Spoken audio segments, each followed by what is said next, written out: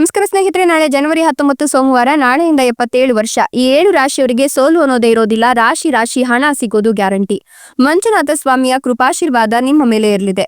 ಹಾಗಾದ್ರೆ ಆ ಅದೃಷ್ಟವಂತ ರಾಶಿಗಳು ಯಾವುವು, ಅವುಗಳಿಗೆ ಏನೆಲ್ಲ ಲಾಭ ಸಿಗುತ್ತೆ ನೋಡೋಣ. ಅದಕ್ಕಿಂತ ಮೊದಲು ಮಂಜುನಾಥ ಸ್ವಾಮಿಗೆ ಭಕ್ತಿಯಿಂದ ಲೈಕ್ ಕೊಟ್ಟು ಪ್ರತಿದಿನ ದಿನ ಭವಿಷ್ಯ ತಿಳಿಯಲು ನಮ್ಮ ಚಾನೆಲ್ ಅನ್ನ ಸಬ್ಸ್ಕ್ರೈಬ್ ಮಾಡಿ. ಹಾಗೆ ಬೇಗನೆ ನಮ್ಮ ವಿಡಿಯೋದ ನೋಟಿಫಿಕೇಶನ್ ಪಡೆಯಲು ಬೆಲ್ ಬಟನ್ ಕ್ಲಿಕ್ ಮಾಡಿ ಆಲ್ ಅಂತ ಕ್ಲಿಕ್ ಮಾಡ್ಕೊಳ್ಳಿ. ಇನ್ನು ನಿಮ್ಮ ಜೀವನದ ಸಕಲ ಸಮಸ್ಯೆಗಳಾದಂತಹ ಸತಿಪತಿ ಕಲಹ, ಪ್ರೀತಿಯಲ್ಲಿ ಮೋಸ, ಭೂಮಿ ವಿಚಾರ, ಕೋರ್ಟ್ ಕೇಸ್, ವ್ಯಾಪಾರ, ಹಣಕಾಸಿನ ತೊಂದರೆ, ಸಾಲಬಾಧೆ, ಸ್ತ್ರೀಯರ ಗುಪ್ತ ಸಮಸ್ಯೆ, ಹೀಗೆ ಹಲವಾರು ಸಮಸ್ಯೆಗಳಿಗೆ ಶಾಶ್ವತ ಪರಿಹಾರ ಮಾಡಿಕೊಡ್ತಾರೆ. ಡಿಸ್ಪ್ಲೇ ಮೇಲೆ ಕಾಣ್ತಕ್ಕಂಥ ಗುರೂಜಿ ನಂಬರ್ಗೆ ಒಮ್ಮೆ ಕರೆ ಮಾಡಿ ನೋಡಿ. ನಾಳಿನ ಜನವರಿ 19 ಸೋಮವಾರದಿಂದ ಮುಂದಿನ 77 ವರ್ಷ ಈ 7 ರಾಶಿಯವರಿಗೆ ಸೋಲು ಅನ್ನೋದೇ ಇರೋದಿಲ್ಲ. ಮಂಜುನಾಥ ಸ್ವಾಮಿಯ ಕೃಪಾಶೀರ್ವಾದ ಇರೋದ್ರಿಂದ ರಾಶಿ ಹಣ ಸಿಗೋದು ಗ್ಯಾರಂಟಿ ಅಂತ ಹೇಳಲಾಗ್ತಾ ಇದೆ.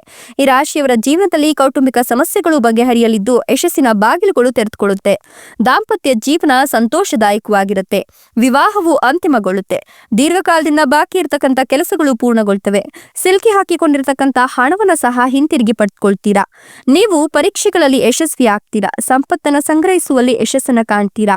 ಆರ್ಥಿಕ ತೊಂದರೆಗಳು ನಿವಾರಣೆಯಾಗಿ ವ್ಯವಹಾರ ಕೂಡ ವಿಸ್ತರಣೆಯ ಹಾದಿಯನ್ನ ಹಿಡಿಯುತ್ತೆ ಅಂತ ಹೇಳಬಹುದು. ಜೊತೆಗೆ ನಿಮ್ಮ ಆಸಕ್ತಿ ಹೆಚ್ಚಾಗತ್ತೆ. ಅಂದ್ರೆ ಧಾರ್ಮಿಕ ಮತ್ತೆ ಆಧ್ಯಾತ್ಮಿಕ ಚಟುವಟಿಕೆಗಳಲ್ಲಿ ಆಸಕ್ತಿಯನ್ನ ಹೆಚ್ಚಿಸ್ಕೊಳ್ತೀರಾ. ನಿಮ್ಗೆ ಇದು ಶುಭ ಸಮಯವಾಗಿದೆ. ನಿಮ್ಮ ಆತ್ಮವಿಶ್ವಾಸ, ಶಕ್ತಿ ಎಲ್ಲವೂ ಕೂಡ ಈ ಸಂದರ್ಭದಲ್ಲಿ ಹೆಚ್ಚಾಗ್ತಾ ಹೋಗುತ್ತೆ ಅಂತ ಹೇಳಬಹುದು. ನೀವು ಹೊಸ ಪ್ರಯತ್ನಗಳಲ್ಲಿ ಯಶಸ್ಸನ್ನ ಕಂಡುಕೊಳ್ತೀರಾ. ಜೊತೆಗೆ ದಾನ ಧರ್ಮದಂತಹ ಕಾರ್ಯಗಳಲ್ಲೂ ಕೂಡ ನಿಮ್ಮನ್ನ ನೀವು ತೊಡಗಿಸಿಕೊಳ್ಳೋದ್ರಿಂದ ಕುಟುಂಬದಲ್ಲಿ ಸಂತೋಷ ಮತ್ತೆ ಶಾಂತಿ ನೆಲೆಸುತ್ತೆ. ಶುಭ ಕಾರ್ಯಕ್ರಮಗಳು ಮನೆಯಲ್ಲಿ ನಡೆಯುತ್ತೆ. ಸರ್ಕಾರಿ ಉದ್ಯೋಗಕ್ಕಾಗಿ ನಿಮ್ಮ ಹುಡುಕಾಟ ಯಶಸ್ಸನ್ನ ಕಾಣುತ್ತೆ.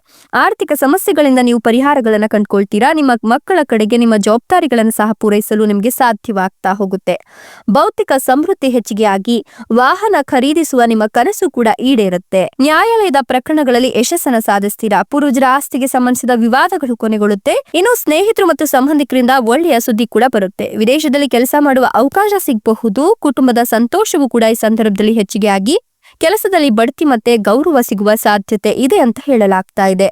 ನೀವು ಈ ಒಂದು ಸಂದರ್ಭದಲ್ಲಿ ವ್ಯಾಪಾರ ಅಭಿವೃದ್ಧಿಯನ್ನ ಕಾಣ್ತೀರಾ ಅಂತ ಹೇಳಬಹುದು. ಜೊತೆಗೆ ಈ ಸಮಯವು ನಿಮ್ಗೆ ಹೆಚ್ಚು ಪ್ರಯೋಜನಕಾರಿ ಅಂತ ಹೇಳಲಾಗ್ತಾ ಇದ್ದು ನಿಮ್ಗಿರ್ತಕ್ಕಂಥ ಕೆಲವೊಂದಿಷ್ಟು ಸವಾಲುಗಳು ಈ ಸಂದರ್ಭದಲ್ಲಿ ಮುಕ್ತಿಯನ್ನ ಕಾಣ್ತವೆ ಅಂತ ಹೇಳಬಹುದು. ಜೊತೆಗೆ ನಿಮ್ಮ ಸಂಪಾದನೆ ಕೋಟಿ ಲೆಕ್ಕದಲ್ಲಿ ಆಗತ್ತೆ. ಹಣ ಉಳಿತಾಯಕ್ಕೆ ಹೆಚ್ಚಿನ ಮಾರ್ಗಗಳು ತೆರೆದುಕೊಳ್ಳುತ್ತೆ. ಜೊತೆಗೆ ಈ ಸಂದರ್ಭದಲ್ಲಿ ನೀವು ಬುದ್ಧಿವಂತಿಕೆಯಿಂದ ಹೂಡಿಕೆಯನ್ನ ಮಾಡಿ, ಚೌಕಾಸಿ ಮಾಡಿ, ಖರ್ಚಿನ ಮೇಲೆ ನಿಗಾ ಇಟ್ಟು ಹಣವನ್ನ ಉಳಿಸ್ತಾ ಹೋಗ್ತೀರಾ. ಹೀಗಾಗಿ ನಿಮ್ಗೆ ಆದಾಯಕ್ಕೆ ಎಂದಿಗೂ ಕೂಡ ಕೊರತೆ ಅನ್ನೋದು ಆಗೋದಿಲ್ಲ. ನಿಮ್ಮ ಬಜೆಟ್ಗೆ ಬದ್ಧರಾಗಿ ಸಂಪಾದನೆಯ ಭಾಗವನ್ನ ಉಳಿತಾಯ ಮಾಡ್ಲಿಕ್ಕೆ, ಲಾಭವನ್ನ ಗಳಿಸ್ತಕ್ಕಂಥ ಕಲೆಯನ್ನ ನೀವು ಬೆಳೆಸ್ಕೊಳ್ತೀರಾ.